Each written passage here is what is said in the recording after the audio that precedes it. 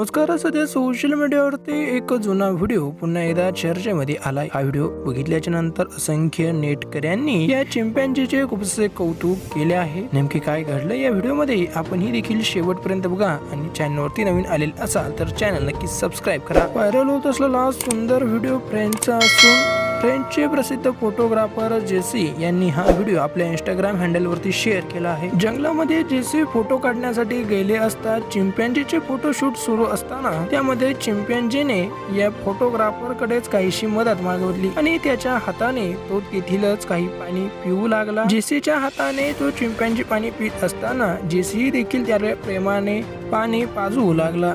पाणी पिल्याच्या नंतर चिंपॅन्झीच्या लक्षात येते की जेसीचा हात तर खराब झाला आहे. तर हा भोळ्या मनाचा चिंपॅन्झी या जेसीचाच हात धुवू लागतो. येथीलच पाण्याने या जेसीचा एक हात स्वच्छ धुतो तर दुसरा हात जेसी पुढे करत चिंपॅन्झी तोही देखील धुवू लागतो.